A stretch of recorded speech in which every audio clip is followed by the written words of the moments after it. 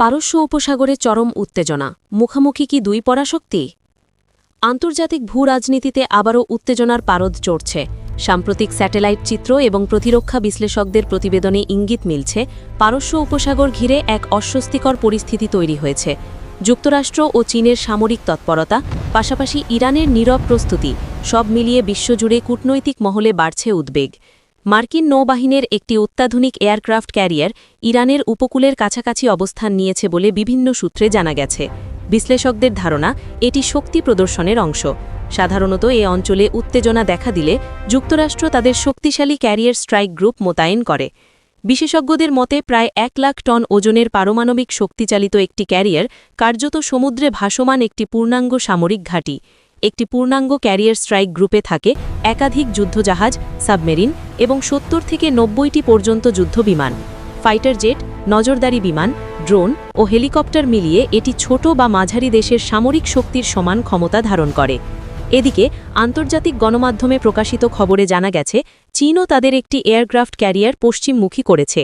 Satellite তথ্য অনুযায়ী দক্ষিণ চীন সাগর থেকে যাত্রা শুরু করে এটি ভারত মহাসাগর হয়ে আরব সাগরের দিকে অগ্রসর হতে পারে। যদিও চীন আনুষ্ঠানিকভাবে গন্তব্য জানায়নি, বিশ্লেষকরা এটিকে কৌশলগত পদক্ষেপ হিসেবে দেখছেন। চীনের এই পদক্ষেপকে অনেকেই যুক্তরাষ্ট্রের প্রতি একটি বার্তা হিসেবে ব্যাখ্যা করছেন। মধ্যপ্রাচ্যে প্রভাব বিস্তারের প্রতিযোগিতায় বেইজিং সরাসরি উপস্থিতি দেখাতে চাইছে বলে ধারণা করা হচ্ছে। উল্লেখ্য, চীন ও ইরানের মধ্যে দীর্ঘমেয়াদী অর্থনৈতিক ও কৌশলগত সহযোগিতা রয়েছে, যা এই পরিস্থিতিতে গুরুত্বপূর্ণ ভূমিকা রাখতে পারে। অন্যদিকে ইরান প্রকাশ্যে শান্ত অবস্থান নিলেও সামরিক বিশ্লেষকরা বলছেন, দেশটি তাদের প্রতিরক্ষা ক্ষমতা জোরদার করেছে। বিশেষ করে ক্ষেপণাস্ত্র ভাণ্ডার, দ্রুতগতির নৌকা ও ড্রোন প্রযুক্তি ইরানের প্রধান শক্তি। উপকূলীয় অঞ্চলে বড় যুদ্ধজাহাজ অবস্থান নিলে তা ক্ষেপণাস্ত্র হামলার ঝুঁকিতে পড়তে পারে। পারস্য উপসাগরের কৌশলগত গুরুত্ব অত্যন্ত বেশি।